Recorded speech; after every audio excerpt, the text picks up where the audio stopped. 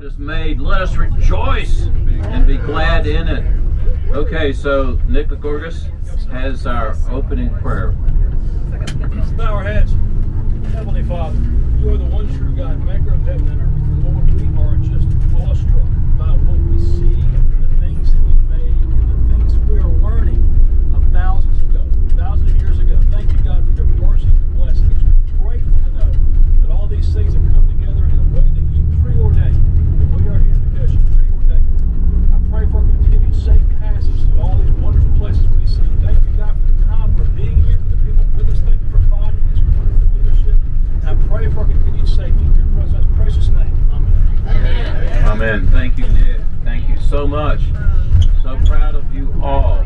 And we hear a lot of instructions about the process, but let's look forward to seeing David and Carol when we get to the Sea of Galilee. That'll be a great welcoming of part of our tour family. So here we go for a bodacious tour of Amman, named for the Ammonites, right? Yes, of course. Like Thaddeus says, of course. Ammoniah. Yeah. Ammoniah. And so who can remember game? Gilead. Gilead's the first one. Ammon, the Ammonites. Moab. Edom. Did you eat them well this morning at breakfast?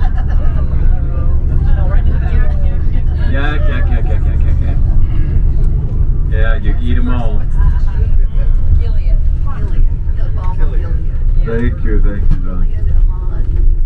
It's another beautiful morning here this week, and it's getting warmer toward the noontime. But look to your right hand now, you get Amalek.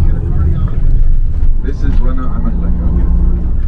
of the royal palaces on the right, which is this one with the flag. Yes, this was used.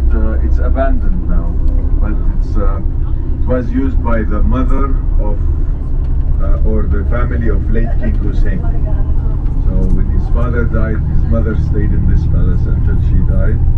The late King Hussein is the father of our present king, and is the one that you probably still remember his name. Okay, this is the fourth circle now. Good morning, Faisal. Sabah al Khair. And Ramadan Kareem. Right? To your right, you can see on top of the hill, there's a building looking like now 1 o'clock. There's a building with a big flag on it. Can you see it? That's the office of our Prime Minister. The office of the Prime Minister. Bishr al-Khasawni, his name. Alright, he is from a town near my birthtown. He's originally from the north, yeah. So that's his office on the right, and this is like an icon building in Jordan, the Prime Minister. So the fourth circle that I told you about yesterday. Now, Faisal will take us to see the modern part of the city. We'll show you where me and Faisal live. Our palaces.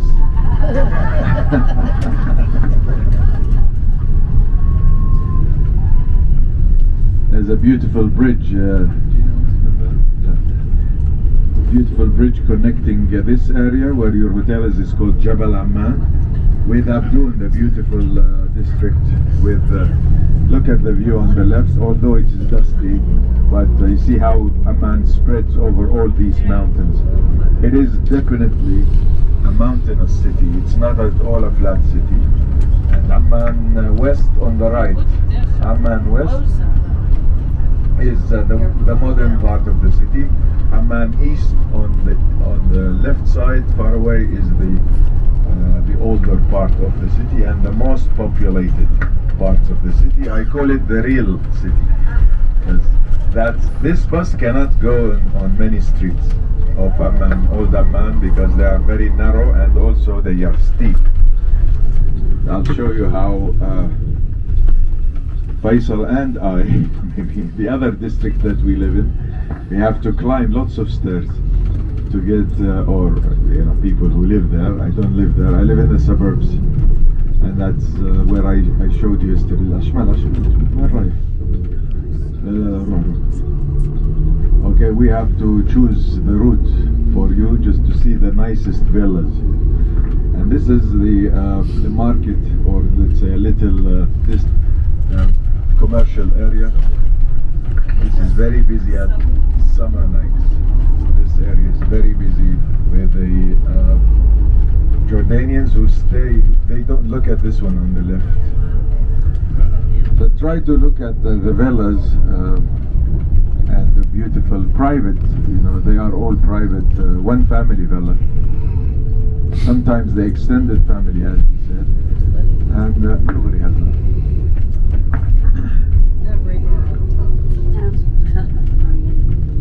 about 20 years ago, this area was almost empty. There was nothing here. But now you see empty piece of land like this one on the right. This is millions of dollars. To buy land here is very expensive in this district.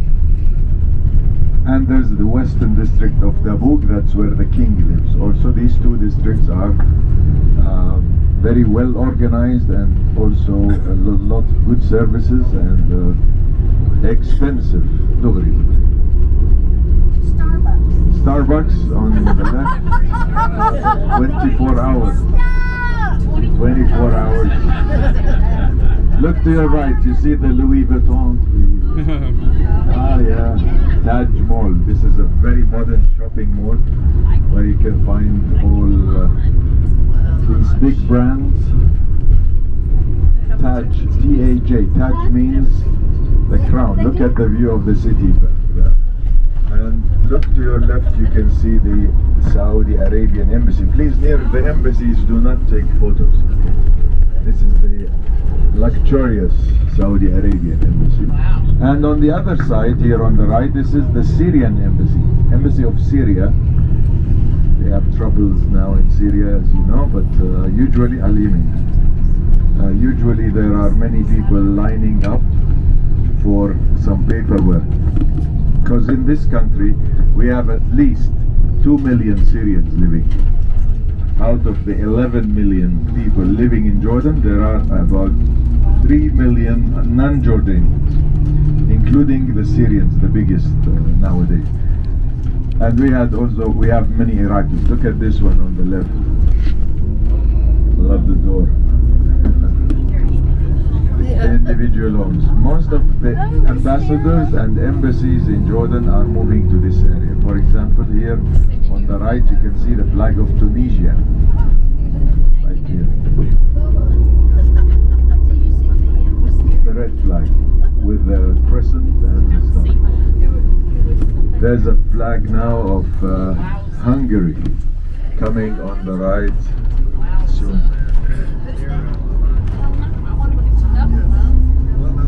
No, you can take pictures here, but just when you see security, especially your embassy, by the way, they don't like it.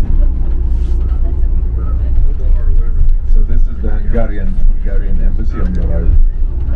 Many embassies moved to this area. The American embassy originally was near your hotel where you stayed. I remember that, that location. Look at this villa straight ahead. You see what he has done on the wall? He has inserted some mosaics like the ones that you bought yesterday. Yellow. Straight ahead now. It will be to your right.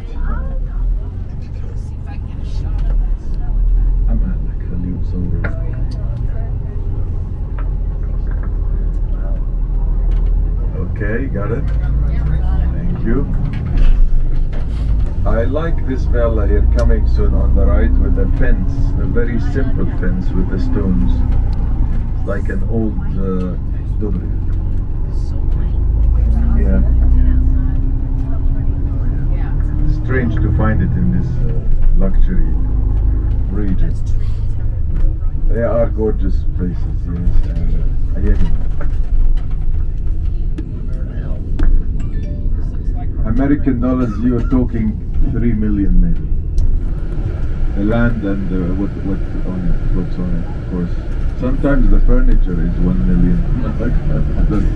And the cars outside. Look at this one on the left. This is also a nice one on the corner.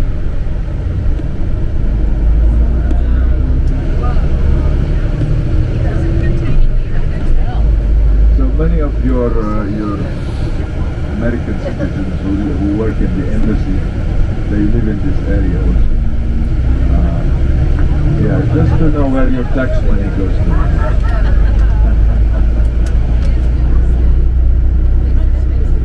Okay, Faisal is always proud to bring us near his home. On the left, he just finished this one. Yeah, not many rooms inside. Next time you stay with him.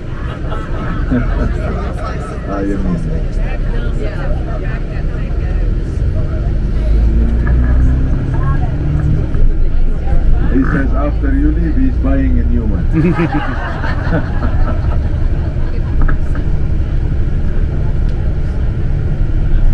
He's laughing here. He actually lives about a couple of hours from Amman.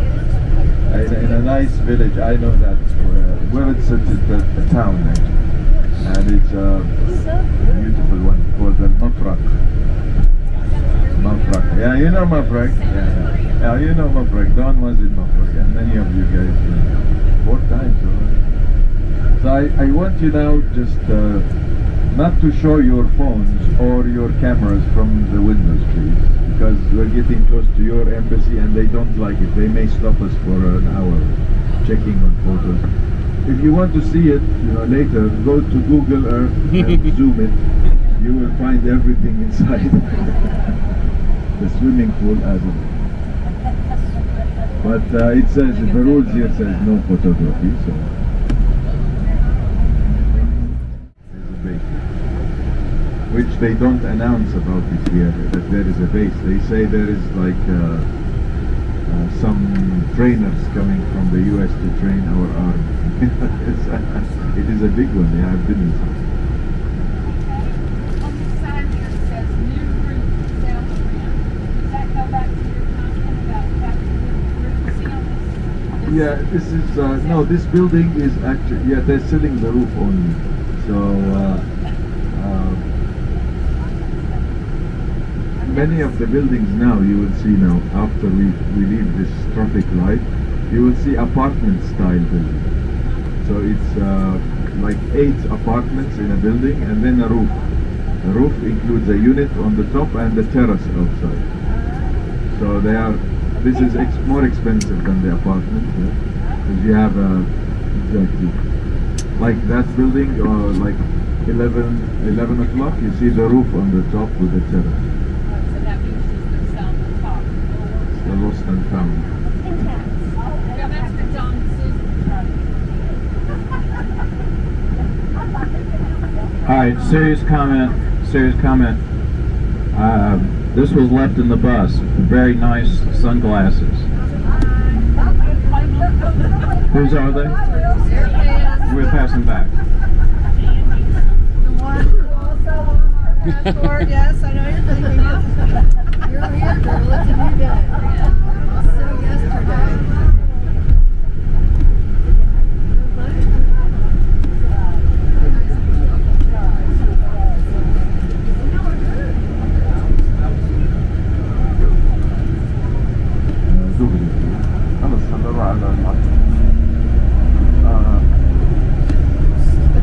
It's the embassy of Libya here. You see the flag, the new Libyan.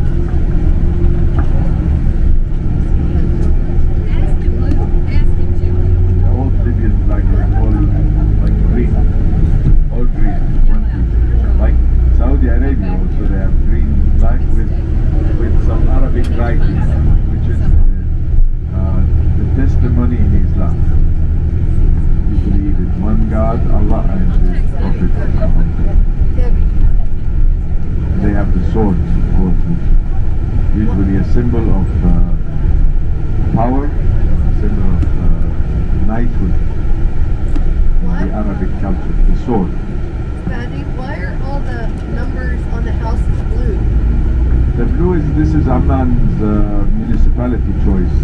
They uniform the whole numbering system. And just 10 years ago we didn't have numbers for the house. So now every house has a number in Amman, and the streets also are well marked with the names. Thank you.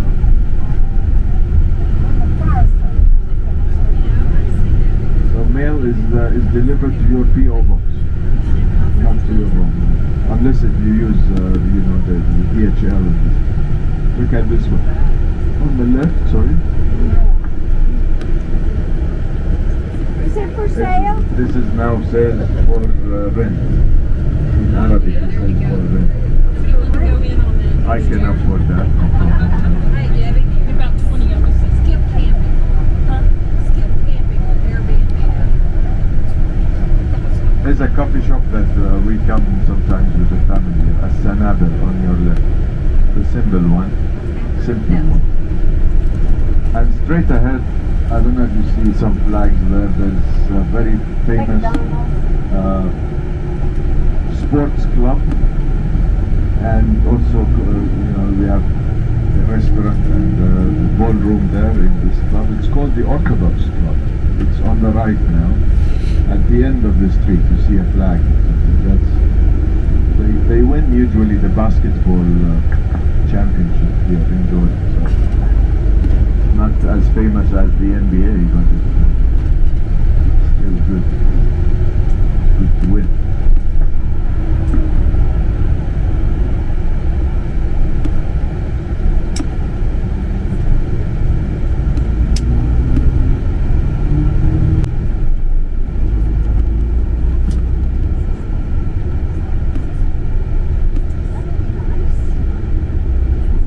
Yeah, I could rent that one.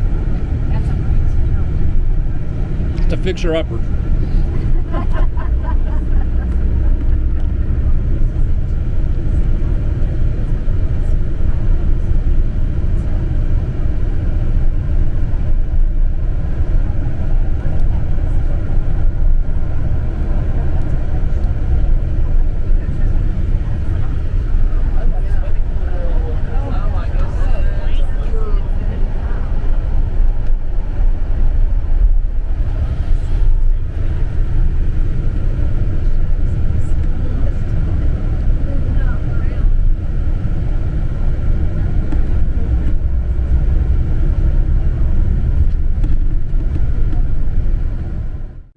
Banks, these big buildings are mostly banks in Jordan. So we call this the banking center in Amman. It's called the Shmisani. Here on the left, these big buildings, like you'll probably know or heard of the Arab Bank. They have a branch in New York City. And Bank Al-Ittihad, which is my bank. Not really mine, but yeah.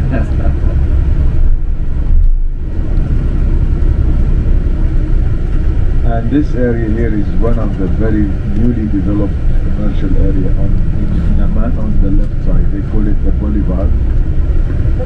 And they have very nice pedestrian street behind these buildings, just for pedestrians, and lots of coffee shops, restaurants. Usually Christmas time is beautiful here, because it will be decorated for Christmas, which is, it's a Muslim country, but this place is really like you are in Christmas time. So many people, and many of them, most of them are Muslims. They come for photos near the big tree, and yeah, it's amazing.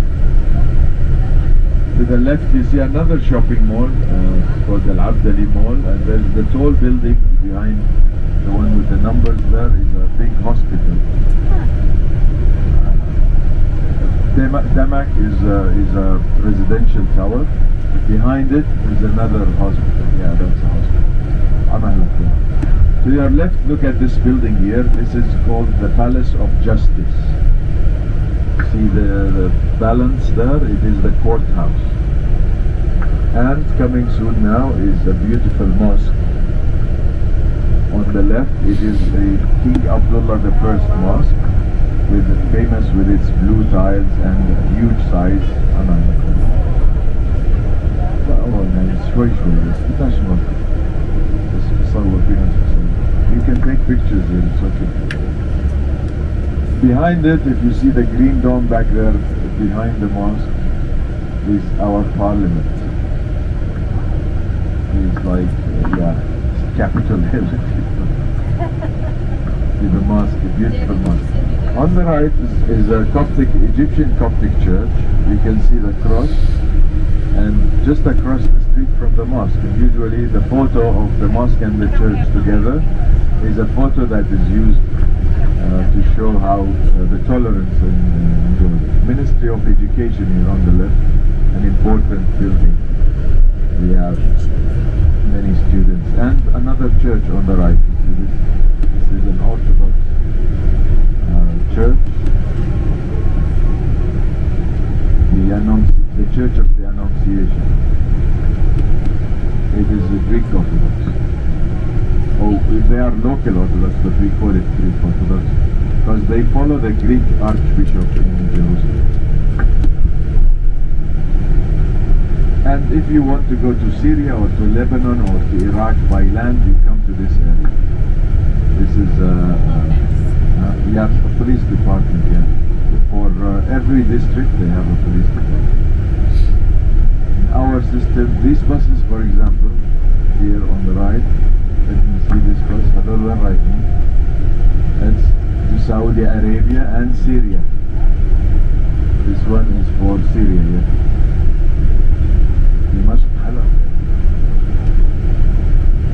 So the border with Syria is open now, and I'm planning a trip soon with friends. From here you can be in Damascus in 2 hours and a half, including the border crossing, which is without the border crossing it's like 2 hours drive.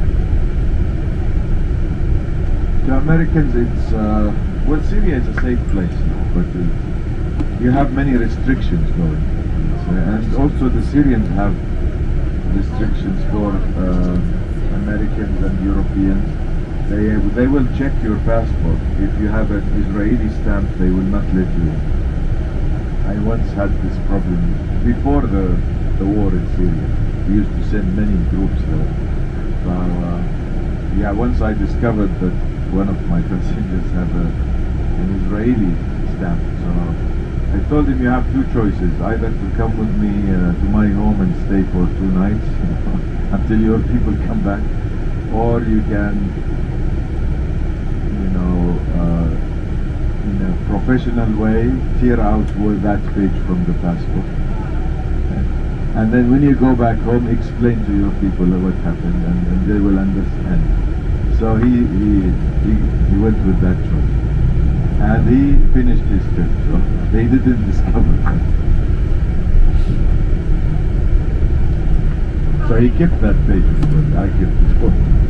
Does the king have a function in the government, or is he a figurehead? Is the king like a figure like in Britain, or? Well, actually, no. The king in Jordan has more powers than the queen in England. He's very involved. Very much involved in political life. He is the head of the 3 authorities, the executive, the judiciary and the legislature. So he actually appoints the prime minister. Appointed prime minister, but based on the powers in the parliament. Because this prime minister, when he forms his government, must go to the lower house, the deputies whom we elect, and must pass the vote from the parliament. So we call it a vote of confidence vote. In order to rule Jordan, to become the prime minister, you have to pass the vote of confidence, which is only done by deputies, not by Senate. So the lower house only, because the Senates are not elected in Jordan. It's like a title you get, like House of the Lords, in Britain, and so you're not elected as a Senate. You will be an ex-prime minister or very well-known figure in your community. The king will choose you to serve for 4 years. The deputies are elected for 4 years. Every 4 years we have elections. Maybe you saw in some towns we passed, there are pictures of candidates. There were actually municipality elections, 22nd of March. We elected the mayors and the councils of the city.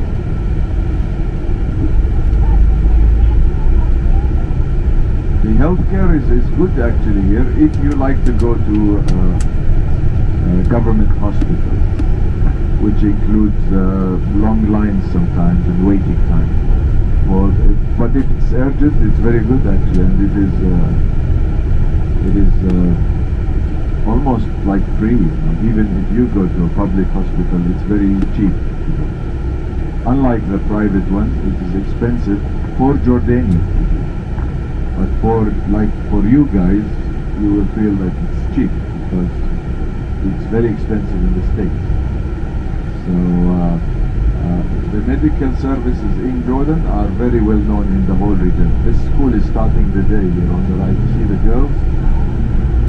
Girls are going to school because of Ramadan. They have postponed schools until 9 o'clock. They usually start at 8. Government departments and banks will open at 10 instead of 8 because of the fasting of Ramadan. The children, it depends on their family if they fast or not, but they are not required to fast until they are like teenagers. But there are some parents who like to train their kids to fast from like 7 years, 8 years, as much as they can. It's not required, but like these girls on the right. The one with the green dress is high school. I didn't know whether to wait on this, and I think we'll just go ahead and do this multiple times. It's one of the reasons we wanted to greet David Stewart well, but you know, we can't go any further without singing to Jerry. Happy birthday to you. Happy birthday to you. Whee! Happy birthday, dear Jerry. Happy birthday to you. Yay, Jerry! Come on!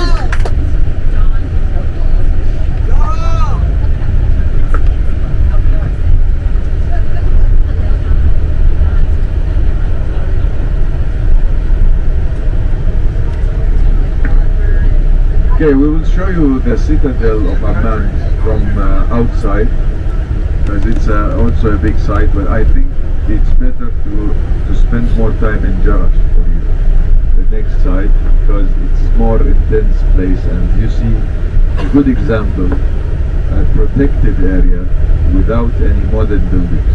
But this wall, بدون ما تطلع فوق، نزلنا عند الباب، نروح نصور. Talking to Faisal in Arabic just for the directions and the next plan. But you see straight ahead there is an old wall, a huge wall. And now as we turn to the left, it will be on the right side of the bus. These are the defensive walls of the Acropolis of the city of Amman. Acropolis is the high point, the high mountain where usually the Romans, the Greek would build their temples and their major, like a palace or temples. But these walls here on the right, you can see the restored part on the top with the new stones, and the older part in the bottom. These are the walls of the city. Look to your left now and see this view of the eastern part of Amman, or the populated areas, and mostly poor areas. Not necessarily poverty, but it's like low income, let's say. You expect that. Many have good businesses as well. Like all our good businesses started in this area, in downtown. downtown in this country is really downtown. So it's really down. We're going down, right? And these people living on the side of the mountain, it's amazing how these buildings, they just look like they are built on top of each other. If you look within the buildings, you may see some long staircases that people they have to take up or down to reach the main street. There are some streets on the top of the mountain, but at some point you have to climb steps to go up or down. So sometimes we're talking hundreds of steps. And if you have problems with the steps, this is not good for living in this area. But some people have no choice. So this is, for example, on the left, I got the question just a minute. Look to this staircase here on the left side.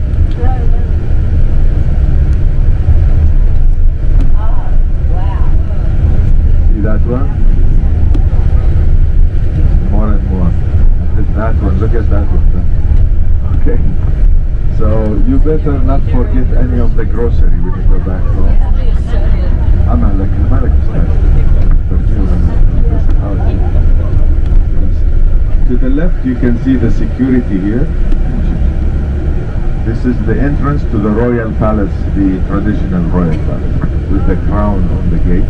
If you look on top of the hill, you see the building with the orange roof between the trees appearing now. Up there, you can see that building. That's the palace. But the king does not live here anymore, as I told you yesterday. This is like more like a traditional.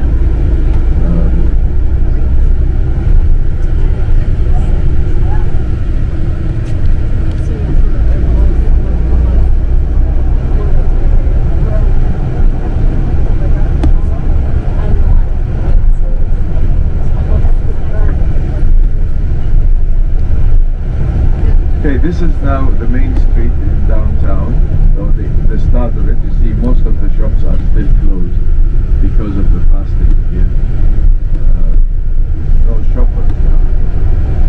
After 11, they will be very busy. But I want you to see on the left side the theater of Amman, the Roman theater, coming soon, which is a beautiful one.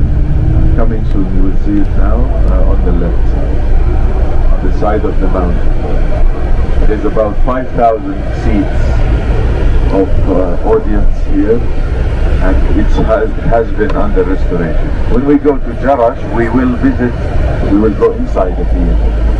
You'll hear bagpipes being played for us. But this is amazing, huh?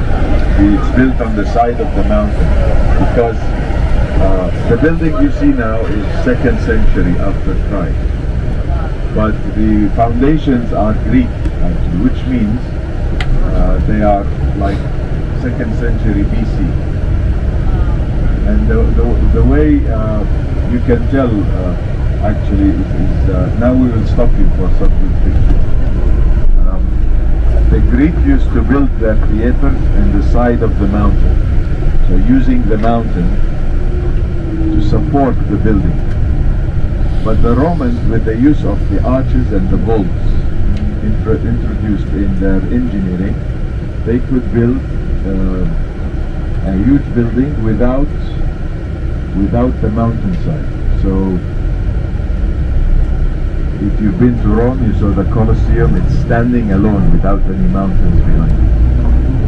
And so the Greek theater that existed in Amman used to be on the side of the mountain, and then the Romans built their own in the 2nd century AD, this one, and you can see that they have extended the sides of the auditorium outside the mountain by using the vaults. So the edges of this theater, they are actually added outside the mountain. So if you like, guys, to go down just to feel the city.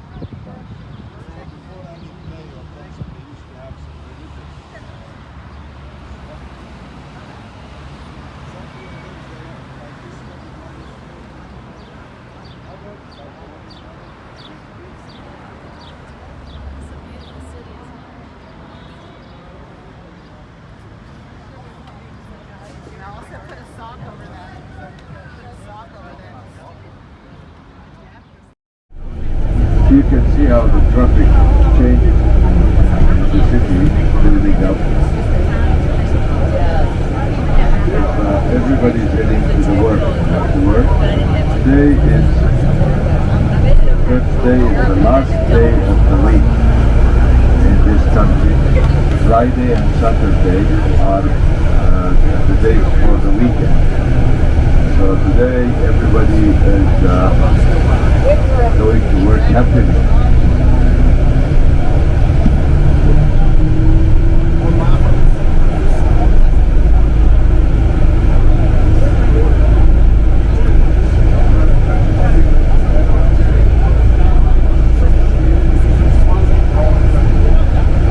I don't know why the work is not here, but it can be somebody taking care of horses, or after the sunset you will have these kids coming and will make some money, riding the horses. But it's not like a stable, it shouldn't be like in this country. The animals, also having animals in your garden, chicken or something like that, birds, it's not really allowed inside the city. Yeah, but that's a good point. But we have something called the service taxi or the shared taxi. We call it Servi. This is like a taxi that goes from one point to another set point, and it takes 4 people inside. So you share it with others, which means the cost is less than hiring a cab. Like all the yellow cars that you see in the city here is the cabs with meters. So this can be expensive if you're crossing the city from one end to another. Today we have also the like the Uber. It's legal here, so they use it. We use it a lot.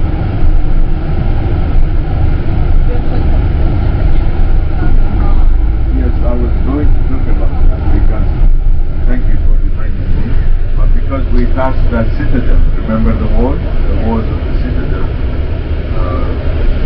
and we went around it actually to the other side where the theater was. So you can imagine that this was like a mountain where the high city would be, the acropolis of the city. And then around it there would be the residential areas, the theater, the other markets, for example. If they have to go into the citadel for a seat or something, they go inside. Now during the biblical Old Testament time, the time of the Ammonites, this city was called Rabat Ammon, Rabbah of the Ammonites, which means the major city of the Ammonites, or the three cities of the Ammonites, the capital exactly. So Rabat Ammon is Amman today, and the name Amman comes from the word Ammon, as we said. How to relate this to the biblical stories or famous things that we know in the Bible? This is actually the place where a battle took place between David's army and the Ammonites.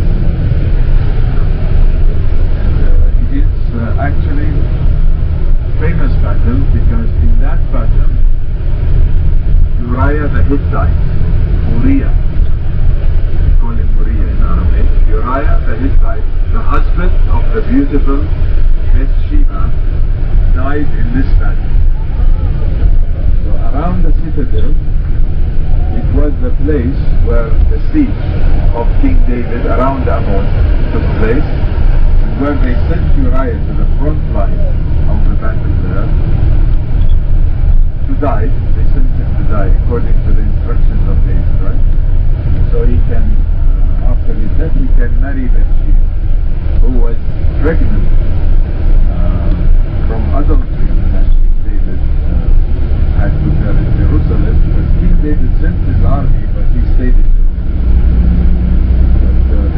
married Bathsheba, gave birth to a boy. He died after his birth. And then she also gave birth to Solomon.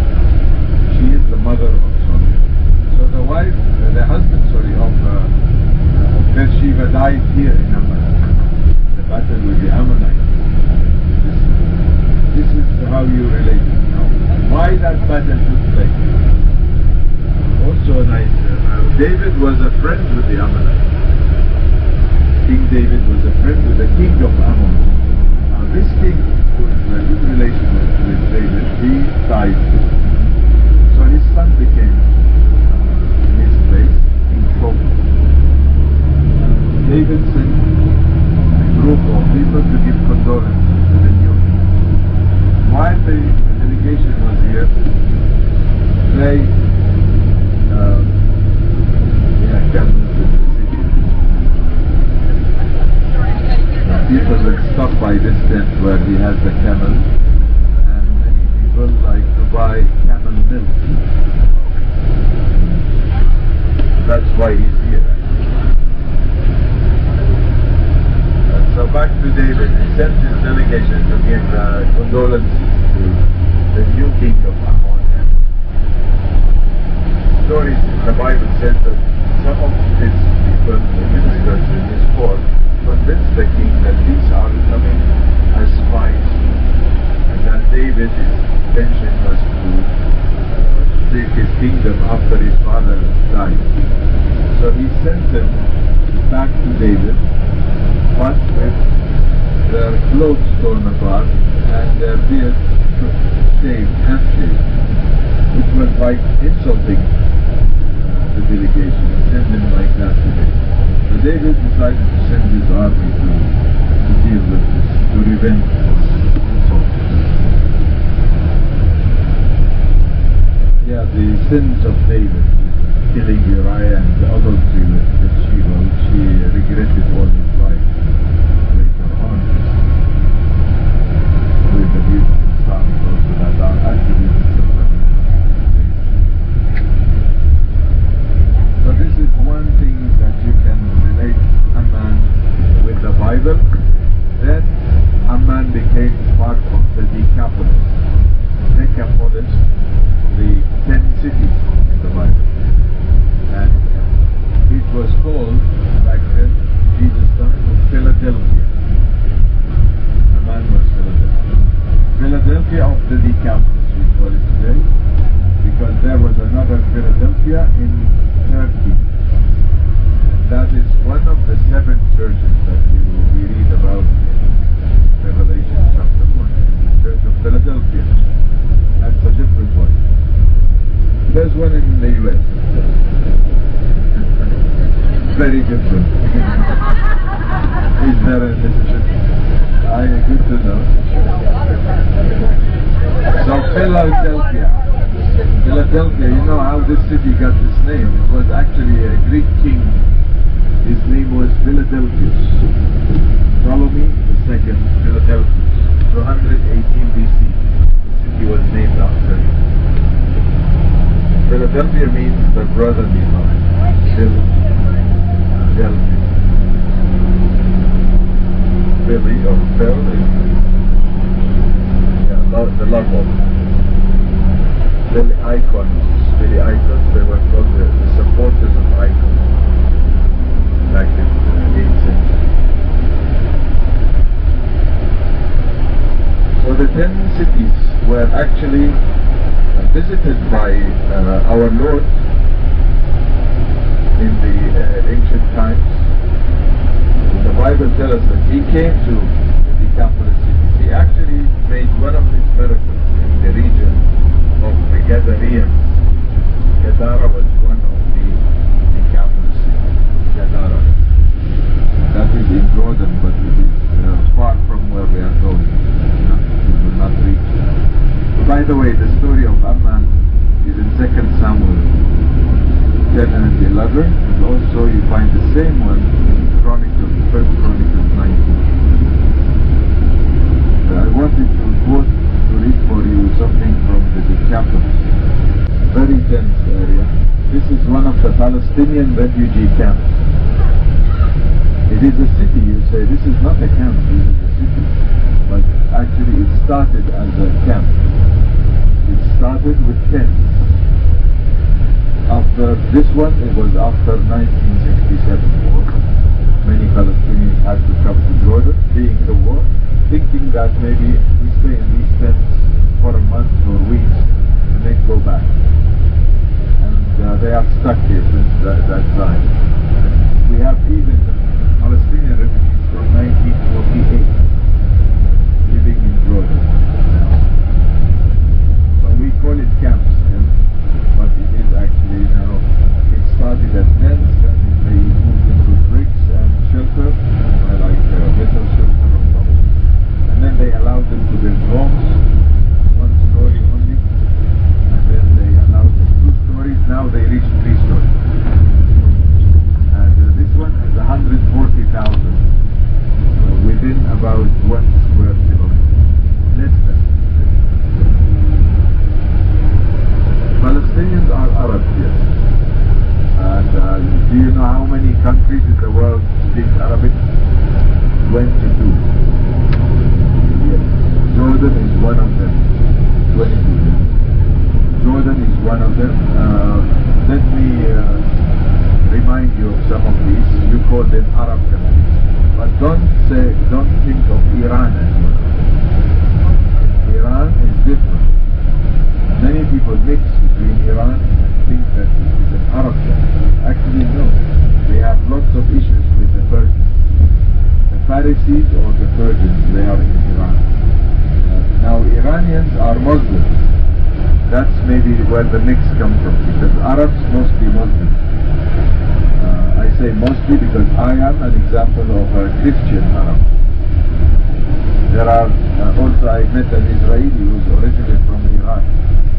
He said, I'm a Jewish Arab. Interesting. He could speak excellent Arabic. There were Jews living in Iraq, in Yemen, in Morocco. These are Arab countries. They speak very good Arabic.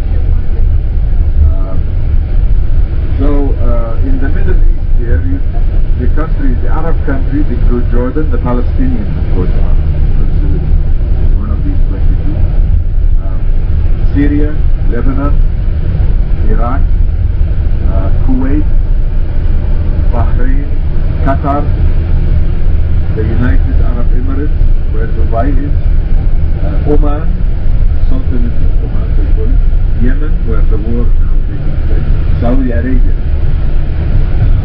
That's in Asia, the Middle East of the Asian side. So Jordan, where you are now, this is part of Asia. We are in Asia. Then you go to North Africa.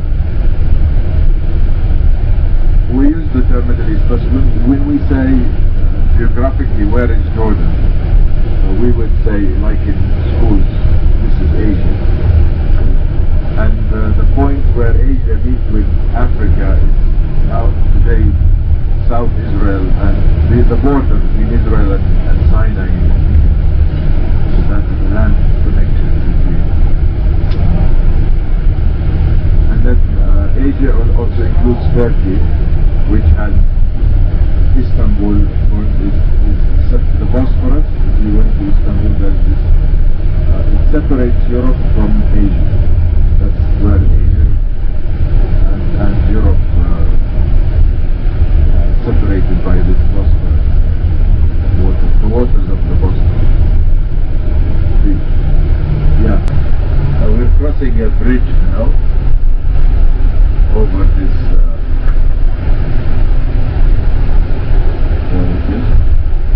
This flooding. This is Genesis 32 Jabbok,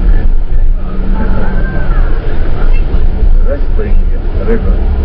So it follows the valley and it continues flowing down the valley to get into the Jordan River.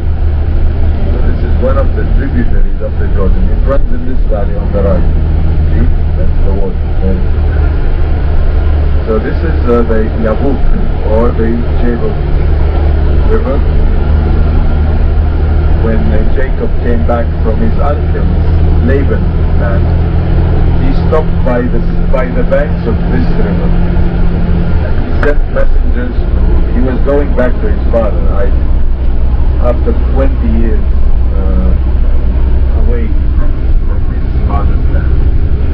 So he thought that maybe I'll send a messenger to my brother Esau to ask him to come and to forgive me, for what he did before. And he thought that Esau will not forgive him, like he will come and fight with him.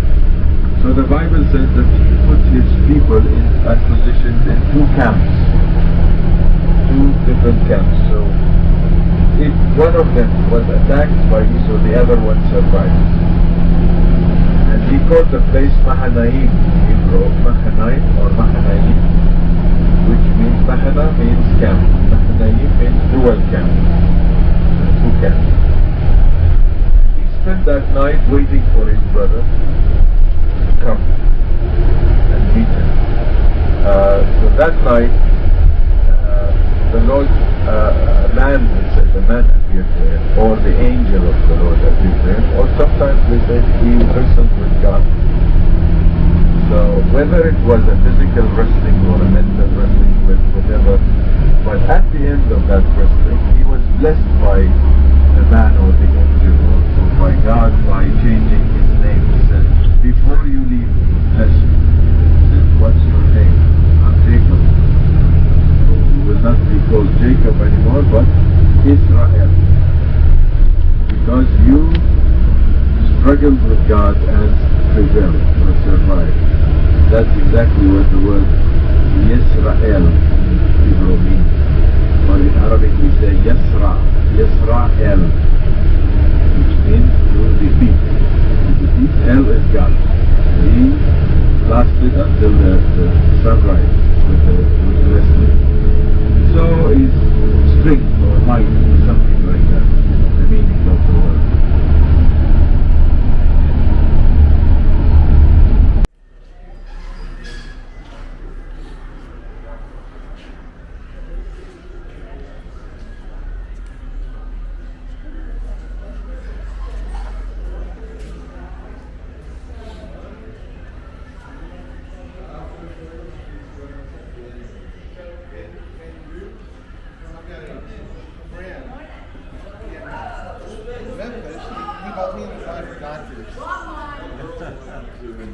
And they are from Egypt. And they are